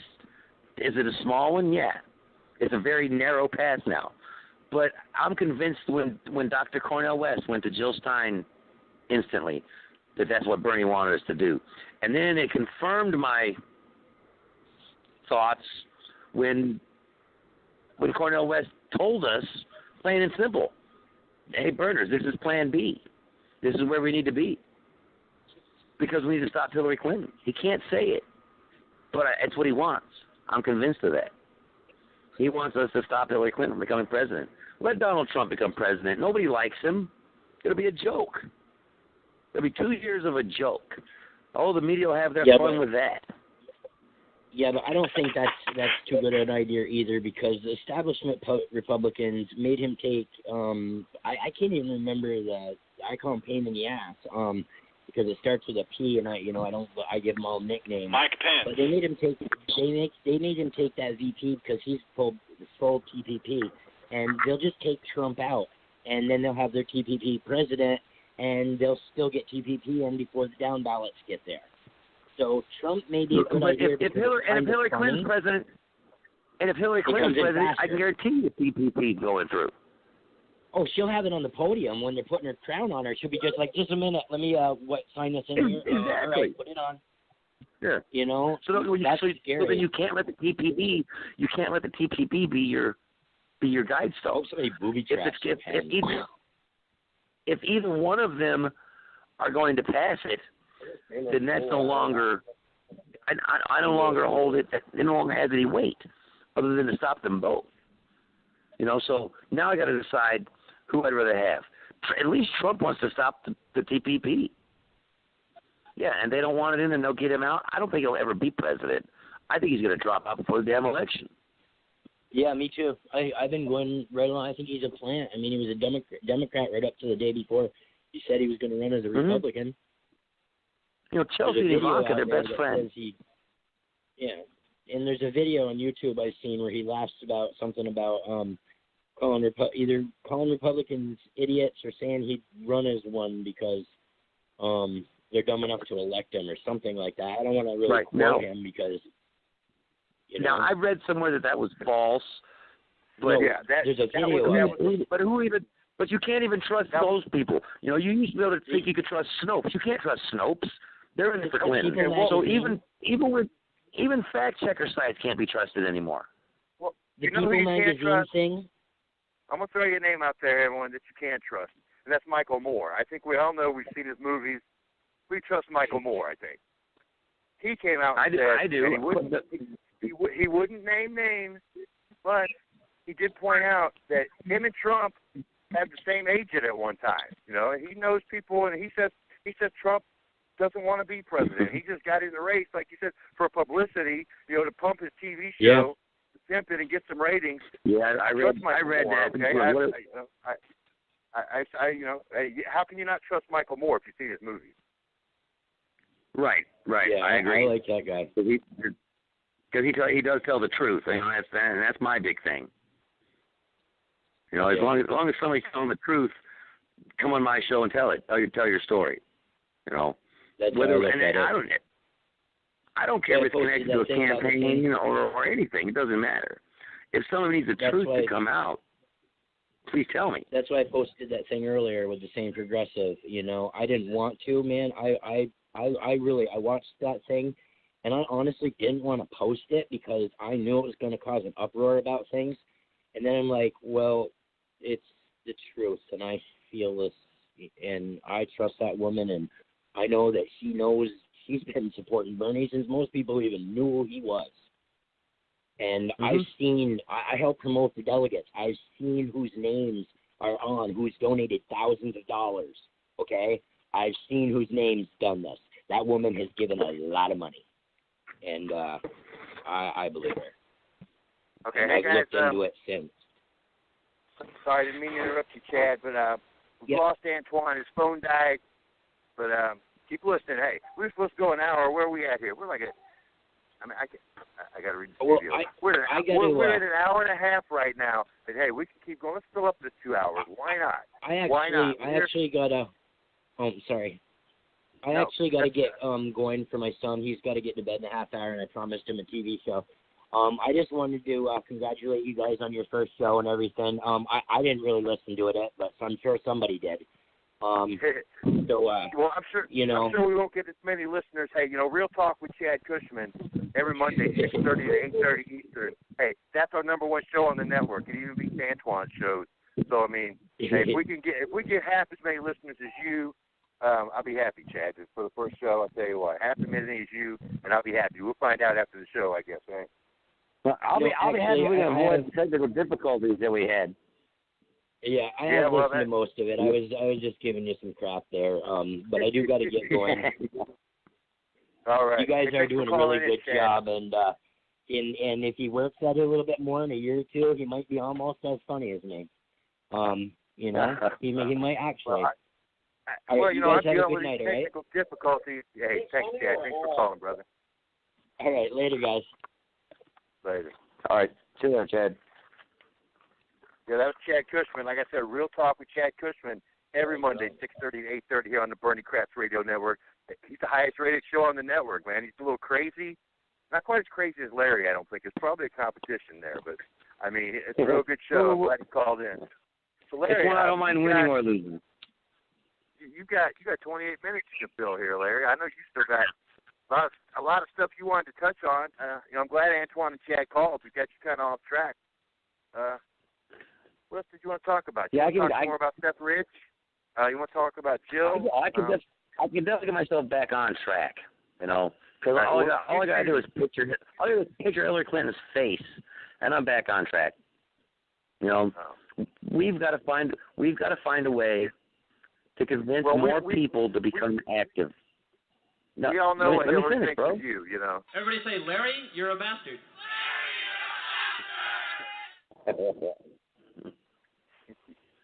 I like that. That's what Hillary thinks of you.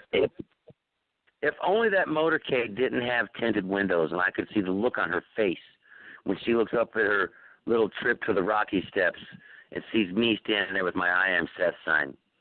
I just would like to have seen it. People go to the website, watch the video, go to my Facebook, watch the video. It's the motorcade drives right in front of me, and there you can see my shadow holding my little Seth sign. Yeah, it's on the Facebook page, Green Party Radio USA. You can search it on Facebook and find it. It's not on the website yet. I'll get it there. I'm still building the website, everyone. It's going to be great, but still kind of under construction. So we're just starting up. But that's greenpartyradio.com. You can check that out too. Check out Bernie Kratz Radio Show on Facebook. You can go there. Antoine posts a lot of great stories. But I'm going to be busy for a couple minutes. Just start talking, Larry, and take over. Okay, you know, I want to talk about how we convince Hillary Clinton supporters or vote blue no matter who to not vote for Hillary Clinton. You know, it's really big that we talk to our relatives because they're the ones that are going to listen to us the most. But other than that, everybody wakes up differently. A different story, a different day, a different set of circumstances. So when you're talking to people, tell them to do the research themselves. You know, send them in the right direction. Yeah. Give them a link or two. But ask them to go in, you know, with an independent mind, without having made their decisions, and actually do a little research. Ask them as your friends, as your family, to please do a little research, open-minded research. You know, the Internet's full of information. It's the information superhighway. Problem is there's so much disinformation being put out there. You know, they put out a story that said that. They put out a story that Seth Rich was going to meet the FBI. Nobody knows if that's true or not. Nobody can confirm that. But then Snopes can come on and say, well, that's false. And then No, go ahead, man. Oh, I'm sorry. But, you know, what Snopes did was come out and say that it's false. And so what people are believing, you tend to believe the first thing you see. You come on and you see a story about Seth Rich, FBI, Snopes says false. So, if you don't go read the story, they're only talking about the part about him going to see the FBI. But if you just look at the link, it appears that there's a story about it being false. So even when Snopes is technically telling the truth, they're deceiving you. They're not. You can't listen to Snopes. They don't. Listen. Nobody wants to mention. They say he was killed in a robbery. Well, they didn't take anything. I'm sorry. Use your common Not a sense, thing. people. If you're still wearing your watch and you've got your wallet, your credit cards, you weren't killed in a robbery. I mean, that's just plain common sense. You don't have to watch Law and Order to figure that out. Right.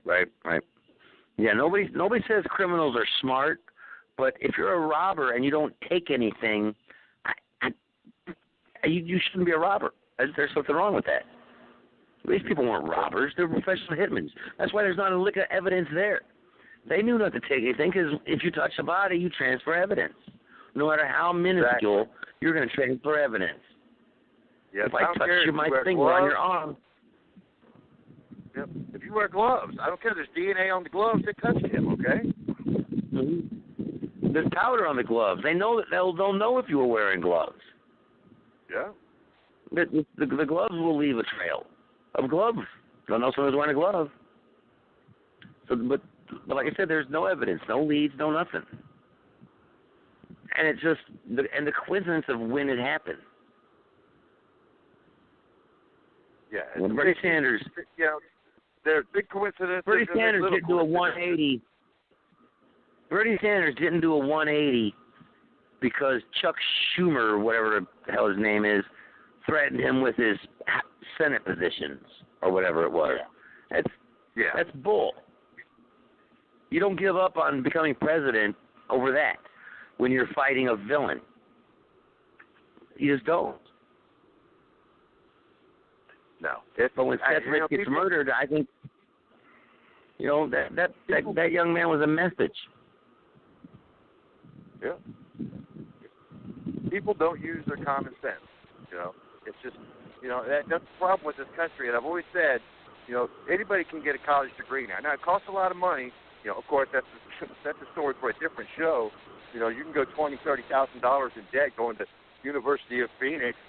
I have an ex-wife that did it. It wasn't. I'm not going to name it. It wasn't University of Phoenix, but you go online. Anybody can go online to get a degree. You can have a college degree, but they don't. What's the word I'm looking for? They don't give out degrees in common sense, and unfortunately, that's the problem with this country. Right. Nobody uses their common sense, so they just don't have it to use.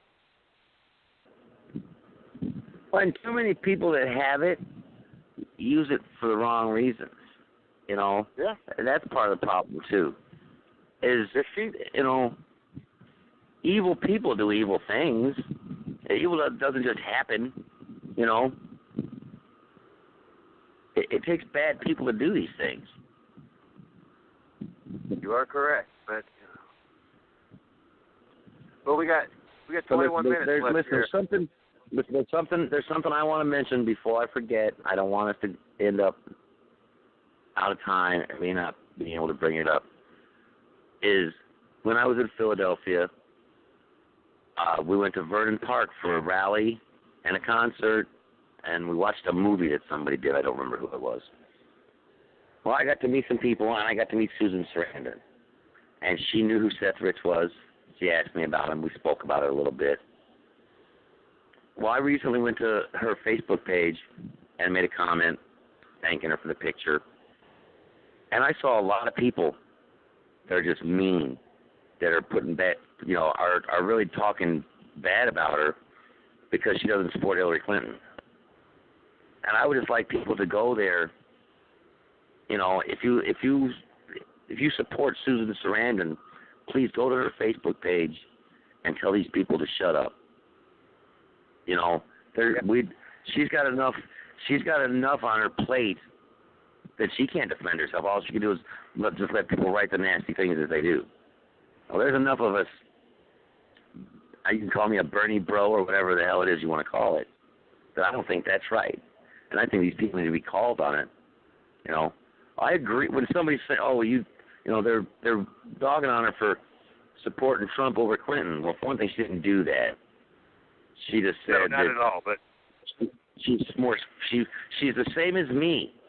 I fear Clinton more than I fear Trump. If you want me to vote for the lesser of two evils, fine, I will. But unless you're comparing Hillary Clinton to Satan, she's not the lesser of two evils. And even then, it's a close race. So I will vote for Trump. Only because I'm an Oklahoman and cannot vote for Joe Stein. Yeah. Well, but I'm going to do what I can. I'm going to do what I can in this state to get the law changed. I'll tell you that's for damn sure. Well, I'm going to fight to get them to change the law. Because at this point, that's really all I can do as far as. Go ahead. I'm sorry. No, that's okay. I just wanted to say, the same thing with Susan Sarandon as it is with Hillary Clinton. I have to quote George Costanza. It's not a lie if you believe it. And people tell lies enough that the sheep, the people with no common sense or that won't use their common sense, they believe it. The same thing with Jill. They'll talk about she's anti-vaccine. No, she's not, but they say it enough, and people believe it. It's ridiculous. Yep. Mm-hmm. And this is what the media is doing, and this is why our show has to expose the truth. At every chance we get. I would really want it to be in the future, to focus on voices that have been silenced. They're like separate. They're like the Palestinians. I'd like to get Ayman back on the show when we had a good connection. Yeah, we can listen to the first one. Yeah, I mean, he kept going for a while. I heard him okay for a while, and then I just kind of lost it. Yeah. I tell you what, everyone that's listening, we'll go and on the Facebook page, Green Party Radio USA, on the website, greenpartyradio.com, we will link to Ayman's Facebook page. He had so many stories there, so much stuff that it'll just blow your mind. And you haven't heard it because the mainstream media won't report it. Again, they report, if the Palestinians try to defend themselves, stop the children and women from getting killed, and send a little bomb at Israel, they're terrorists, and they're just defending themselves. Yeah, and if you had a hard time understanding, please go to his Facebook page. And he has said so much. I mean, he grew up as a kid under occupation, and he has stories about that. This young man, he's writing a book on it. And he's got a lot to say. He's a really smart kid. It's kind of ironic, and don't get me wrong here, okay? Everyone that's listening, I wanted to throw out the disclaimer. I'm not saying that the Zionists in Israel are like the Nazis, but it's kind of ironic, isn't it? The Nazis occupied, they occupied Poland, our homeland. Our ancestors come over from Poland. None of that was before the war, luckily. I'm sure we still had family over there. But it's kind of funny that Nazis occupied all these countries, occupied the Jewish people's homes, and now the Israelis, the Zionists, are doing the same thing to Palestine. They're trying to occupy their land. They're doing the exact same thing. It's kind of ironic. And Donna didn't just start. This isn't something new. We go all the way back to the beginning in 47 and 48 when the United Nations drew the partitions for the existence of the State of Israel. From that moment on, they've been terrorizing the Arabs because they're Arabs. And there's no other way to look at it. If you go back, you can look at any facts you want. That's you can't sugarcoat that. Ayman mentioned a date in 1948. He brought it up. I spoke to you about it earlier. He brought it up. About a day when they just started murdering people, lining up families and killing them. Yeah. And this was in 1948. This was the same thing that had just happened to them from the Nazis. They started. It's almost like the kid that was sexually abused turns around and does it when they grow up. It's almost like a syndrome that Israel caught from the Nazis. That behavior they're now doing to the Palestinians. Exactly. That might not have been the right words. I'm not an educated man. I'm a smart man. But still, it's what they're doing. Yeah, we should throw that out there. I went to college 3 times but never finished, okay? I got a little bit of college education, but I mostly have street smarts, okay? And it's the same with Larry, okay? So there's some Harvard talk here. You're not going to get it, okay? You're going to get straight talk, okay? You're going to get what the mainstream media won't tell you. You're going to get it in a layman's terms, because that's all we know. Hey, we're laymen, okay? And let me say this, too, before I hear the first person calling me an anti-Semite for my opinions about Palestine and Israel. Yeah. I am married to a Jew, okay? Yeah. So it's hard to be an anti-Semite married to a Jew. I'm not saying, I guess it's not impossible, but it can't be easy. Yeah. This is the third time on my show the ambulance has gone, or a fire truck, or a police car, or something. It's gone down my middle of the backwoods nowhere street. Yeah, I was going to say, you live on a basically dead-end street in the middle of nowhere that dead ends into a lake. I mean, it's kind of odd. Yes, it dead ends right into the water. And but that doesn't mean, being out in the middle of Oklahoma that somebody didn't overdose on meth or some stupid shit. No, yeah, and people don't know I'm in West on fire, cooking it, or blew up a trailer. There's no telling. Yeah, I mean, I know people personally that have warrants out for their arrest because they didn't go take their meth, the drug test because they knew they were going to fail. I'm not going to mention names. Hey, I have close people that I know that are in prison, for cooking meth. I mean, it's a scourge, right? But and the sad thing is, you know what? And I always say this: if weed was legal everywhere, there'd be a lot less people doing meth and coke. People are going to get high if they want to get high. Okay, you want to get high? And speaking of that, Don, studies have proven that alcohol is more of a gateway drug than marijuana.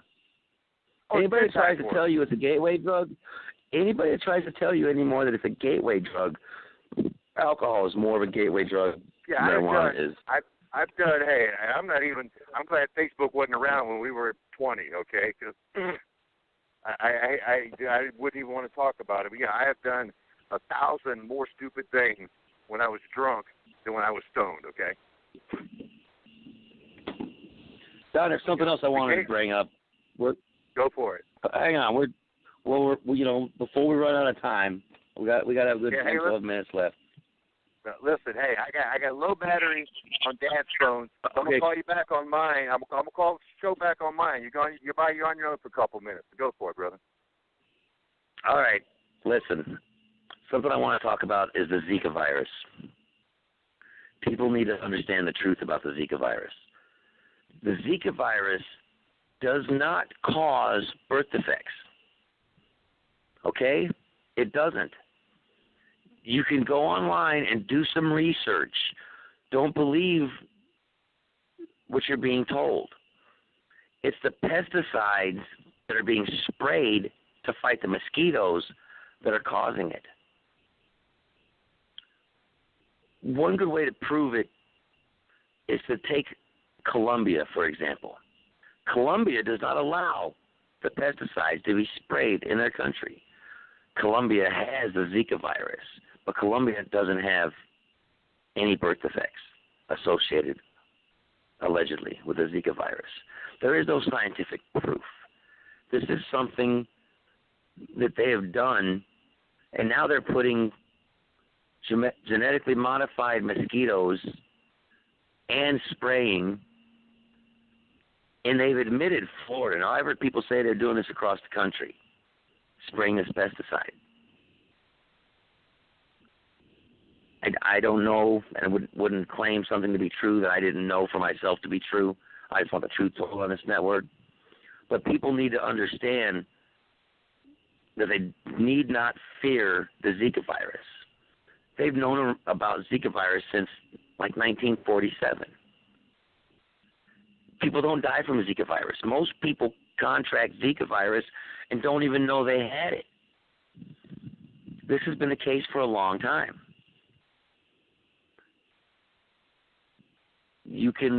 The further you research this, you'll learn the names of the pesticides that they're using. It's out there. I have done the research, but I haven't written down any of the names. It's like I said before, when you try to convince somebody to believe something, I'm not asking you to believe me. I'm asking you to look it up for yourself. Don't believe any one website, like Antoine was saying. Don't just look somewhere and say, oh, that's what that says. That's what we're going with. Go to 10 websites. You know, the information superhighway, think of it as a yard that's full of high weeds, and it's got flowers in it too. You know, you got to go through and start plucking them weeds out left and right. You need to look at them because you want to make sure it's not a flower. But when you're done looking at it, pluck it, throw it, and then you start finding the flowers in there. Oh, save that one. That's a flower. That's a good flower. Al Gore did not invent the internet just so you could watch porn and post pictures of your dinner on Facebook, okay? Get out there and educate yourself, people. It's there, okay? You just have to look for it. And let me add, it's looking like, we have a call from the 317. You know, I'm going to assume that Mr. Bossman, Mr. Antoine Smith, I'm going to put him on real quick. We got 8 minutes left here on Green Party Radio, on the Bernie Kratz Radio Network, Blog Talk Radio. Hey. Yeah, they'll kick us out in 8 minutes. Don't worry, we'll get to the end. Don't worry, I'll let you know. We'll play the outro music. I got it loaded up. So what's up, Antoine? Is that you? Yeah, just like the outro, the ending's just gonna be just like the beginning, right? Because I couldn't hear. But anything. Yeah, it'll be just like the beginning. Yeah. You there, Antoine? Is that you? Hello. All right. Oh, hey. No, it's not Antoine. It's somebody else. No, it's not. I've been what's your name? Where are you calling from? My name is Nina. I'm calling from Indiana. Hey, Nina. Larry and I both from Indiana. We're both from Indiana, Northwest Indiana, born in Hammond. Where are you calling from? Don't give away your address. I'm calling. Isn't that where I'm calling from? Indianapolis. Is that better? That's close enough. Okay. Yeah, he's 317. I knew you were somewhere around there. He's 317. I knew you was close to Indy, but what's up, girl? Right. Tell us what you got to say, Nina. I've been listening to. I mean, I broke into the conversation pretty late, but I think, like, as far as the media, that's media convergence. They do this on purpose. Nothing is done by mistake in media or politics. This is called building an empire. The Demo-Republican system, as I call it, the one-party system, was built to do just what it is doing to us. And that's right. And they've had this plan for a while now. They had a name for it. It's called the Third Way. It's called the Third Way. They've been doing this longer than a while. This is a country built on war, and the country built on war is a country that will end in war, unless we have that. You know, it's gonna take a little mental and physical and whatever. But we have to have a revolution, period, no matter how we do it. We are smart enough, we are talented enough, and if we each put in something, we can build this without there being, like, a massive amount of bloodshed upon the people. Right. We have to keep it to a minimum. You know, I agree with you. I went to Philadelphia because I felt I needed to be there, and it's created an activist in me. And you know, more people are going to have to stand up and start doing something more than just complaining on Facebook. There's nothing wrong with complaining on Facebook and spreading. But we have to organize and we have to stand up. And until we do, first you have to get into psychology. I'm sorry, I didn't mean to break you off, but no, go ahead. You have to get into their psychology. You have to find a place where they absolutely agree with you, whether they like it or not. And then you have to work from that space and say, here's how you can help yourself and others. Mm-hmm. And then you build on that. It might seem like it'll take a massive amount of work, but at the same time, I've been kind of wanting to build this for a really long time in this manner. And I spoke on it once on the Bernie Kratz radio show, and the only reason I kind of bite my tongue is because I haven't really been able to do anything because I'm a good slave right now, and all I do is work. Well, you know, we do what we have to do. I mean, I agree with you. I work 60 hours a week. You know, we're not all lucky enough to have a brother that was in radio, okay? so I can start a radio show. But I'm lucky, like I said, in that regard, because my brother's done it before. I know the politics, and I know that we need to stand up. We tried to vote her out, and they didn't let us. We got to strip off our division. John F. Kennedy, I quote John F. Kennedy all the time. And he said, "Those that make peaceful revolution impossible make violent revolution inevitable." Yep. I heard that. I want to touch one of our political leaders. We got 3 minutes left. Okay, I want to touch on something Nina said real quick. This was a country built on war, and it's going to get destroyed by war. And you're absolutely right. We spend half. As Eddie Murphy said, more I than want half. We spend more than half of our money on the military. Okay, and it's working right now. Eventually, as much as the next 8 countries combined. The Chinese have us outnumbered 5-1. If the Chinese wanted to come attack us, they would win on sheer numbers. They got us outnumbered 5-1. Eventually, we're going to start a war. It's not going to be like Korea or Vietnam that we just fail to achieve the objective. Somebody's going to get pissed off and come over here, and they're going to, and eventually, I hope to God, it'll be my grandchildren's grandchildren's grandchildren's grandchildren before it happens.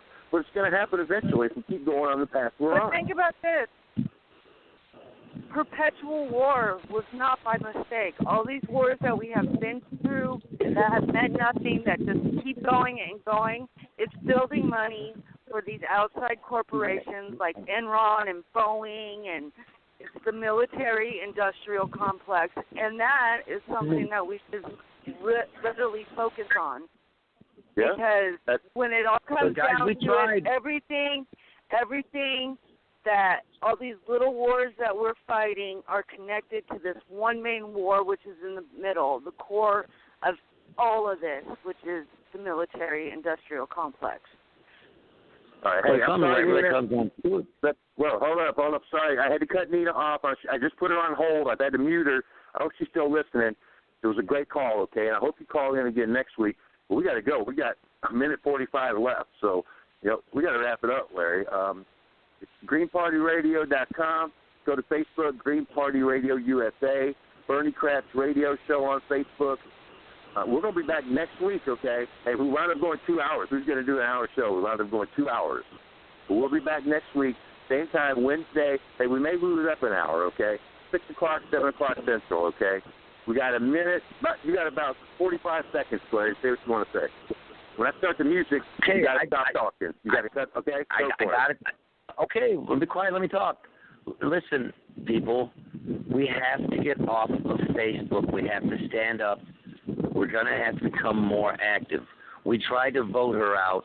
They didn't let us. We have to stand up and tell them that we refuse to let this woman be our president. And right now, the best way to do that is to promote Jill Stein. Green and Party, to get on board with Jill Stein. Green Party, Jill Stein. You can't say it enough. Can't say it enough. That's right. And I mean, there's lots of things that we can't say enough, but that's a good one. Some of the things that we want to say, we can't say enough. Involve a lot of dirty words, so we don't say them. But be back next week. We'll go as long as it takes, and we'll get our show done. Difficulties. Hey, 1 second. Great job, Larry. Free Play Radio, Bernie Kratz Radio Network.